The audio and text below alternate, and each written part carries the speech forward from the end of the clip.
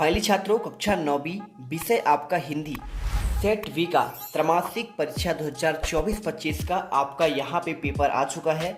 आज आज अभी अभी हाँ रहा नहीं जाता। तड़प ही ऐसी है ना। नहीं नहीं, तड़प सुके नहीं। सुके। तो मेरे प्यारे रसगुल्लो, अगर आप चाहते हैं कि हिंदी के पेपर में पूरे 75 में से 75 नंबर लेके आएं तो इस वीडियो को एक एक क्वेश्चन अच्छे से रट लेना। यकीन करो, पहले पेपर में आप यहाँ पे गर्दा उड़ा दोगे। क्या बात है सर, क्या बात है सर, क्या बात, ये बात है। तो चलिए फटाफट देखते हैं। सबसे पहला आपका इसमें आता है सही विकल्प का आपको चयन करना है। 6 नंबर क्वेश्चन आपको दिया गया है। देखिए, रस खान किस भक्ति के कवि है? राम भक्ति शाखा, शिव भक्ति शाखा, कृष्ण भक्ति शाखा, या फिर देखिए आपका प्रेम मार्गी। तो आपको देखिए जानते हैं, सिंपल सा आंसर है आपका जो रस खान है ना, ये आपके कृष्ण भक्ति शाखा के कवि हैं। तो आपको आंसर 6 नंबर में लगाना है। क्वेश्चन देखिए दूसरा, कैदी और कोकला किसकी रचना है? रामधारी सिंह दिनकर की, माखनलाल चतुर्वेदी की, महादेवी वर्मा की, या फिर आपका जयशंकर प्रसाद। तो देखिए, रामधारी सिंह दिनकर की आप इनका जानते हैं रचना, ठीक है, ठीक। और इसके अलावा देखिए जयशंकर प्रसाद का आपका यहाँ पे एक घूंट हो गया, ठीक है, आंसू लहर झरना, ये आपके इनकी रचना कहलाते हैं। और इसके साथ देखिए महादेवी वर्मा क्या है यहाँ पे?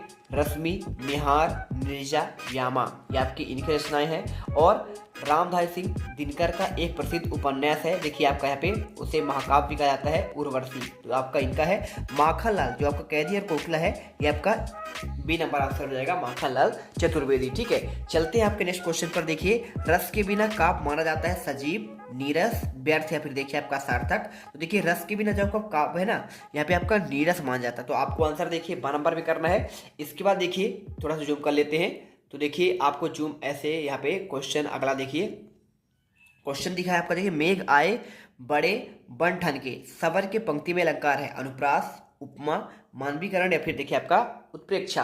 तो देखिए सिंपल सा क्वेश्चन है। अगर मैं इसके आंसर की बात करूं तो आपको देखिए सिंपल तरीके से आपको इसमें अनुप्रास अलंकार कर देना है, ठीक है। क्या करना है?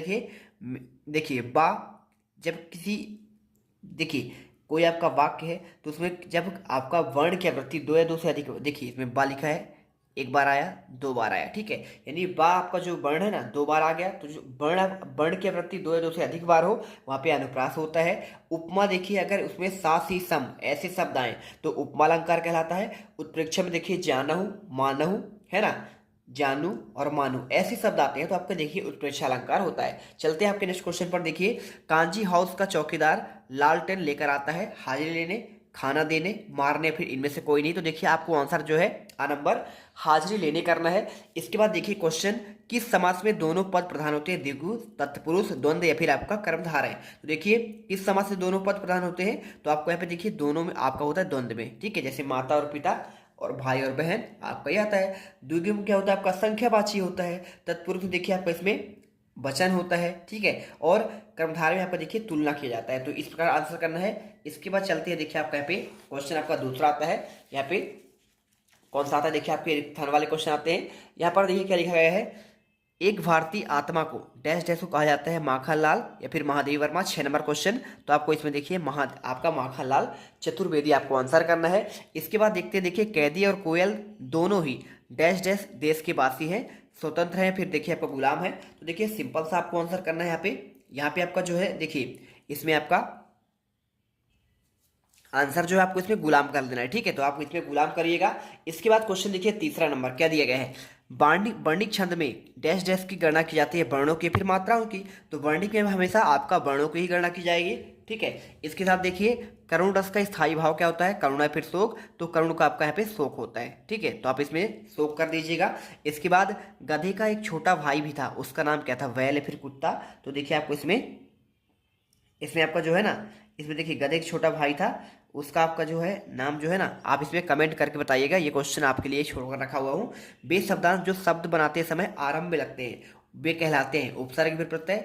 देखिए जो आरंभ में लगता है उसे कहते हैं आपका उपसर्ग कहते हैं, और जो अंतिम में आपका जुड़ता है लास्ट में उसे प्रत्यय कहते हैं, ठीक है। जैसे अनुरूप, अभिमान, ये आपके उपसर्ग वाली हो जाएगी। प्रत्यय में देखिए यहाँ पे मिठाई वाला, गाड़ी वाला, है ना, ऐसे शब्द आपके हो जाते हैं। इसके बाद देखिए सही जोड़ी आता है। सही जोड़ी में देखिए क्या दिया गया है, दुर्लभ क्या हो जाए देखिए यहाँ पे जो कठिनता से प्राप्त होता हो तो आप इसको मिला दीजिए। इसके बाद कबीरदास की देखिए रचना कौन सी है, तो कबीरदास की आपकी रचना है देखिए साखी, साखिया, शबद और रामायणी। सम्मानी देखिए क्या होगा आपको यहाँ पे, यानी आपका आदर योग हो जाएगा। मृतिका देखिए क्या हो जाएगा आपका यहाँ पे, दो वैल्यू कथा देखिए किसने लिखा था, तो आप जानते हैं देखिए यहाँ पे आपको जो है ना, यहाँ पे मृतिका आपका मतलब होता है इसका मिट्टी होता है, और इसका दो वैल्यू कथा का आपका जो लेखक है देखिए यहाँ पे क्या हो जाएगा, मुंशी प्रेमचंद होगा। और जहरीला क्या होता है देखिए यहाँ पे आपका हो जाएगा, ये आपका सांप होता है। तो इस प्रकार से आपको आंसर करना है। इसके बाद देखिए आपका आता है इसमें एक वाक्य में उत्तर, एक शब्द फिर एक वाक्य। छायावाद के चार प्रमुख आपके स्तंभ कवि कौन कौन से हैं, ये देखिए आपको 6 नंबर वाले क्वेश्चन है। चलिए आपको यहाँ पे आपको बताते हैं। तो देखिए आपको इसमें जो 4 स्तंभ कवि है ना, पहले तो आपको देखिए इसमें आपको एक ट्रिक याद रखना है आपको, जसुमनी, ठीक है, जसुमनी याद कर लीजिएगा, ये देखिए।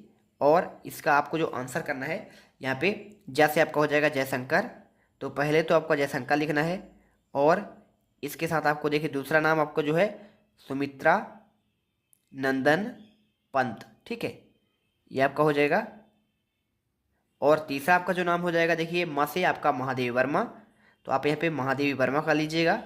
और इसके बाद आपका जो चौथा आता है नी से सूर्यकांत त्रिपाठी निराला, ठीक है, सूर्यकांत त्रिपाठी, और इसके बाद आपको यहाँ पे निराला, इनका आपका देखिए यहाँ पे इस प्रकार से आपको आंसर करना है। इसके बाद देखिए आपको ये 4 स्तंभ कभी मान जाएंगे, आपको इनका नाम याद कर लेना है।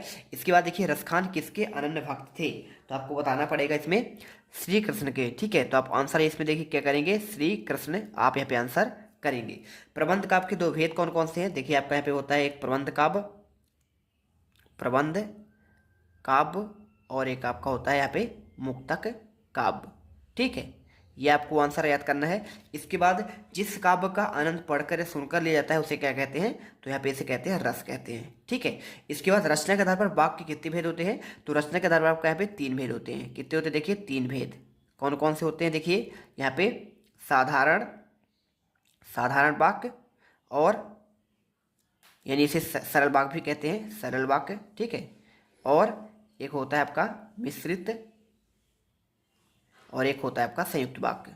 तो इस प्रकार से देखिए आपको अगर कोई आपसे अर्थ के आधार पर पूछता तो यहाँ पे आपको 8 प्रकार का लिखना पड़ता है, ठीक है। रीढ़ की हड्डी एकांकी किस समस्या पर आपका आधारित है, तो आपको देखिए यहाँ पे आपको आंसर करना था इसमें दहेज, तो आप आंसर इसमें दहेज कर देंगे। इसके बाद देखिए यहाँ पे देखिए पूरा आंसर कर लीजिए। आप क्वेश्चन चौथे का आंसर आपको यहाँ पे दिए गए हैं। 5वें देखिए सत्य असत्य का आपको चयन करना है। सत्य असत्य का चयन कैसे करेंगे, यहाँ पे आपको देखिए रसखान के गुरु का नाम क्या आपका विट्ठल दास था, तो आपको देखिए इसमें आपको सत्य करना है, ठीक है। तो आप इसमें क्या करेंगे, सत्य करेंगे। इसका आंसर देखिए आपको मैं यहाँ पे दिखा दे रहा हूँ, ये देखिए आपको इसमें जो है ना यहाँ पे आपको सारे आंसर मिल जाए चौथे का आंसर। इसके बाद आपको देखिए आपको यहाँ पे सत्य असत्य वाले का आंसर, रसखान के गुरु का नाम क्या विट्ठल दास था, आपको इसमें सत्य करना है। और इसके बाद देखिए अगला क्वेश्चन देखिए मातृ छंद में क्या मात्राओं की गणना होती है, तो आपको यहाँ पे इसमें आपको सत्य करना है। रसयुक्त वाक्य क्या आपका काव्य कहलाता है, तो कथन क्या आचार्य विश्वनाथ का है, तो देखिए आपका ये भी सत्य हो जाएगा। और अगला देखिए यहाँ पे झूरी बैलों को देखकर गदगद हो गया, तो देखिए आपको इसमें सत्य करना है। और विचार विनिमय के माध्यम से क्या भाषा कहते हैं, ये भी आपका देखिए यहाँ पे सत्य हो जाएगा। इसके अलावा देखिए छंद को पढ़ने के प्रवाह को क्या आपका गति कहलाता है, तो आपको यहाँ पे असत्य करना है। इसके बाद देखिए क्वेश्चन आपका यहाँ पे क्या आता है, क्वेश्चन 5वां आता है भक्ति का आपको देखिए क्या इसे स्वर्णयुग क्यों कहा जाता है, आपको इसके आंसर लिखना है। चलिए आपको इनके आंसर आपको देते हैं, सिंपल तरीके से आपको इनका आंसर आपको मिल जाएगा। देखिए सबसे पहले आपको मैं क्वेश्चन नंबर 5 का आंसर देता हूं, तो आपको आंसर देख लीजिए, आपको यहाँ पे ये मिल जाएगा।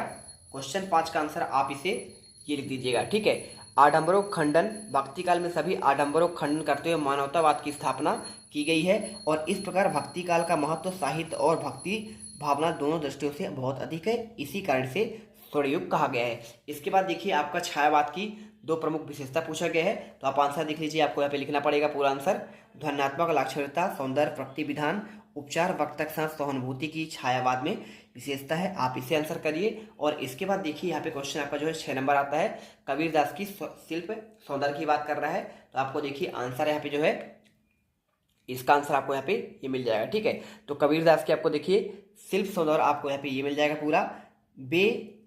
इस तरह के आडंबर रचाकर स्वयं को श्रेष्ठ जताने की कोशिश करते हैं। कवि संसार को इन आडंबरों की निरर्थक के बारे में बार बार कहता है, परंतु उन पर कोई प्रभाव नहीं पड़ता है। कबीर सहज भक्ति मार्ग को सही ठहराते हैं। इस प्रकार देखिए आपको आंसर जो है आपको यहाँ पे लिख देना है, ठीक है। तो आप इनका आंसर कर लीजिएगा सिंपल तरीके से। इसके बाद देखिए आपको यहाँ पे क्वेश्चन अथवा का सुमित्रानंद पंत के भाव सौंदर्य की बात कर रहा है, तो आपको आंसर इसका भी देखिए आपको यहाँ पे ये मिल जाएगा, ठीक है। तो आप पूरा आंसर देखिए, आप इसे कर लीजिएगा। इसके बाद चलते हैं आपको क्वेश्चन नंबर 7वां। देखिए क्वेश्चन जो आपको 7वां आता है ना, यहाँ पे क्या आप क्या बोला गया है, देखिए मानसरोवर से कवि का क्या आशय है। तो देखिए आपको अगर मैं इसके आंसर की बात करूँ तो यहाँ पे क्वेश्चन जो है ना आपको यहाँ पे मानसरोवर से कवि का आशय है हृदय रूपी तालाब से है जो हमारे मन में स्थित है। इसके साथ देखिए हथकड़ियों को गहना क्यों कहा जाता है। तो देखिए कवि ने हथकड़ियों की तुलना गहनों से की है, क्योंकि भले ही यह कवि के लिए हथकड़ी है, परंतु ये ब्रिटिश सरकार द्वारा दी गई पराधीनता है और यह ब्रिटिश राज का प्रतीक है जो अंग्रेज द्वारा पहनाया गया था। तो आपको इसकी बात करिए। इसके बाद क्वेश्चन देखिए रूपक अलंकार और अनुप्रास अलंकार की यहाँ पे परिभाषा की बात कर रहा है। तो देखिए आपको यहाँ पे आंसर ये देखिए आपको आंसर ये मिल जाएगा। रूपक अलंकार वह अलंकार होता है जिसमें उपमेय और उपमान के बीच कोई अंतर नहीं होता है। आप इसे पूरा आंसर कर लीजिएगा। इसका आपका उदाहरण भी आपको दिया गया है, ठीक है। इसके बाद देखिए आपको अनुप्रास अलंकार के उदाहरण आपको यहाँ पे पहले आपको इसकी परिभाषा लिखना है और परिभाषा के बाद आपको यहाँ पे उदाहरण भी आपको दिया गया है, देखिए, ठीक है। कर लीजिए क्वेश्चन नंबर 9 देखिए चौपाई छंद की परिभाषा आपको उदाहरण सहित आपको बतानी है।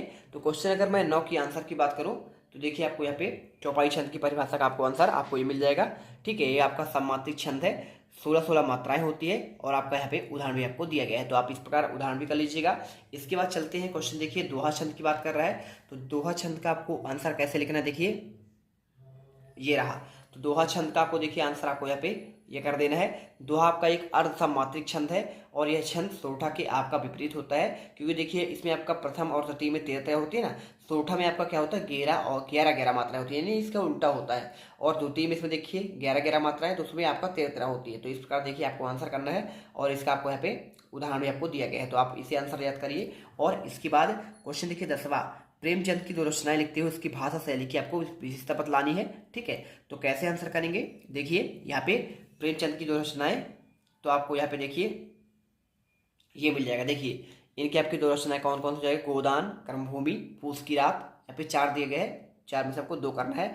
भाषा आपको देखिए आपको यहाँ पे ये दिए गए है। भाषा क्या होगी आपका, इसका आंसर कर लीजिए, स्क्रीनशॉट कर लीजिए और आपका यहाँ पे शैली हो जाएगा। और इसके बाद देखिए आपको यहाँ पे साहित्य में स्थान आपको ऐसा लिखना है। इसके बाद देखिए महादेव वर्मा की बात कर रहा है। तो महादेव वर्मा का देखिए आपको यहाँ पे ये मिल जाएगा 2 रचनाएं, निहार, नीरजा, दीपशिखा या फिर शांति गीत है। और भाव पक्ष में आपको देखिए आपको यहाँ पे ये लिख देना है और इसके बाद आपको यहाँ पे कला पक्ष आपका हो जाएगा और आपका ये हो जाएगा साहित्य में स्थान। तो आपको इस प्रकार देखिए आंसर करना है। इसके बाद क्वेश्चन देखिए आपका यहाँ पे 11वां आता है। क्वेश्चन में पूछा गया देखिए प्रेम, यहाँ पे देखिए छोटी बच्ची को बैल के प्रति प्रेम क्यों उमड़ आया और कांजी हाउस में कैद पशु की हाजिरी क्यों ली जाती है। तो देखिए इसका आंसर आपको यहाँ पे ये मिल जाएगा। यहाँ पे देखिए लड़की की माँ मर चुकी है, सौतेली माँ उसे मारती रहती है और इसीलिए बैलों के ऊपर उस बच्ची की आत्मीयता हो गई और लड़की तथा दोनों बैल से खूब प्यार के भूखे थे और एक दूसरे को कष्ट भी समझ सकते थे। और आपका इसमें देखिए हाजिरी क्यों ली जाती थी, तो कांजी हाउस में कैद पशुओं की हाजिरी ली जाती थी क्योंकि इससे पशुओं की संख्या की जानकारी होती थी ताकि कोई जानवर अगर कैद से भाग जाए तो तुरंत पता लगाया जा सके। इसके बाद देखो आपका जो क्वेश्चन 12वां आता है नाटक और एकांकी में अंतर पूछा गया है, ठीक है। तो देखिए आपको नाटक और एकांकी में अंतर कैसे लिखना है। आपको यहाँ पे कहानी, उपन्यास और नाटक एकांकी। तो देखिए नाटक में आपको यहाँ पे नाटक में अनेक अंक होते हैं और एकांकी में आपका 1 अंक होता है। नाटक में देखिए आपको इसमें सहायक कथाएं होती हैं और इसमें सहायक घटना होती है। अब देखिए अथवा का आंसर देखिए कहानी और उपन्यास में अंतर। तो कहानी मानव जीवन की किसी एक घटना का वर्णन होता है, जबकि देखिए उपन्यास में क्या होता है समग्र मानव जीवन का संपूर्ण चित्रण होता है। देखिए कहानी में आपका एक छोटा सा अंश होता है और देखिए कहानी एक ही घटना में आपका यहाँ पे बताती है, लेकिन उपन्यास पूरी आपका जो है ना गौड़ और आपका मुख्य कथाएं पूरा का पूरा आपका यहाँ पे होता है। निपात देखिए और तत्सम सबकी बात कर रहा है। चलिए आपको इसका आंसर दिखा देते हैं। ये देखिए निपात क्या होता है, किसी बात पर अतिरिक्त भार आपका देना। यहाँ पे जिन शब्दों का प्रयोग किया जाता है उसे निपात कहते हैं, जैसे तक, मत, क्या, हाँ, केवल, आपको ऐसे। और तत्सम क्या होता है, जो शब्द संस्कृत से हिंदी में बिना परिवर्तन किए जाते हैं उन्हें कहते हैं आपका तत्सम। जैसे देखिए आपका यहाँ पे अग्नि, हस्त, ज्ञान, कर्म, सर्प है ना, आपका ऐसे शब्द जो आते हैं क्या आते हैं आपके यहाँ पे तत्सम वाले शब्द कहलाते हैं। इसके बाद क्वेश्चन देखिए 14 नंबर, बाढ़ पीड़ित क्षेत्र में कौन सी बीमारी फैलने का खतरा होता है और रीढ़ की हड्डी एकांकी का उद्देश्य पूछा गया है। देखिए यहाँ पे आपको जो है दोनों का आंसर मिल जाएगा। क्वेश्चन नंबर देखिए 14 नंबर का आपको ये मिल जाएगा, बाढ़ के बाद हैजा, मलेरिया, टाइफाइड आदि बीमारियों को फैलने की संभावना बढ़ती है क्योंकि बाढ़ के उतरे पानी में मच्छर अत्यधिक मात्रा में पनपते हैं जिसके कारण मलेरिया जैसी बीमारी हो जाती है। तो आपको आंसर करना है रीढ़ की हड्डी का। देखिए उद्देश्य आपको यहाँ पे ये बताया गया है कि स्त्री पुरुष की समानता के पक्षधर है, लड़कियों के विवाह में आने वाली समस्या को समाज के सामने लाना और बेटियों के विवाह के समय माता पिता की परेशानियों को उजागर करना। क्वेश्चन देखिए 15 नंबर, मुहावरा और लोकोक्ति में अंतर और संधि और समास पूछा गया है। चलिए आपको इसका आंसर देते हैं। तो देखिए पहले आप मुहावरे में आप लोकोक्ति में अंतर देख लीजिए, ये रहा, तो आप इसे अच्छे से देखिए, ध्यान से इसे पढ़ लीजिए। मुहावरे वाक्यांश है जबकि लोकोक्ति आपका संपूर्ण वाक्य होता है। मुहावरे विकारी होते हैं लेकिन लोकोक्ति अविकारी होते हैं। मुहावरे प्रयोग स्वतंत्र रूप से नहीं किया जाता है जबकि लोकोक्ति का आपका देखिए यहाँ पे स्वतंत्र रूप से उपयोग किया जाता है। ठीक है, जैसे नाच नाबे आंगन टेढ़ा। ठीक है, और मुहावरे आप जानते हैं 9 2 11 होगा, 3 5 करना, आप ऐसे जो है ईद का चांद होना, आपने सब पढ़ा है। इसके बाद देखिए आपको यहाँ पे जो है ये आपको मिल जाएगा संधि और समास में अंतर। देखिए आपको संधि में क्या होता है, संधि 2 अक्षरों के मेल से आपका बनता है जबकि आपका समास यहाँ पे 2 आपके शब्दों के मेल से बनता है, या अक्षरों के मेल से यानी वर्णों के और आपके शब्दों के मेल से। ठीक है, इसकी तोड़ने की क्रिया आपका संधि विच्छेद कहलाती है और इसे तोड़ने की क्रिया समास विग्रह कहलाता है। और इसके बाद देखिए क्वेश्चन आपका मैंने 15 तक का आंसर यहाँ पे दे दिए है पहले पार्ट में। अब आपका जो सेकेंड पार्ट होगा ना उसमें आपको देखिए पूरे आपके आगे के यहाँ पे क्वेश्चन 23 तक के आंसर आपको नेक्स्ट आपकी वीडियो में मिलेगा, क्योंकि देखिए वीडियो बहुत लंबा बन जाएगा, इसलिए हम चाहते हैं सेकेंड पार्ट में पूरा किया जाए। इसके लिए आपको करना क्या है, सबसे पहले तो देखिए अगर आप यहाँ पे त्रैमासिक के एग्जाम में, जैसे आपने क्लास 8 के पेपर में धमाल मचाया है, अब आपकी बारी है क्लास 9 की, हम पर छोड़ दीजिए। सेट वी को अच्छे से रेडी करिए, ये क्वेश्चन पेपर आपके एग्जाम में आने वाले हैं। और इसके साथ आपको एक टेलीग्राम का लिंक इस वीडियो कमेंट बॉक्स में दिया जा रहा है, फटाफट जाकर ज्वाइन कर लेना जिससे आप क्या कर सके, यहाँ पे टॉपर्स बन सके। मिलते हैं नेक्स्ट वीडियो पर। जय हिंद, जय भारत।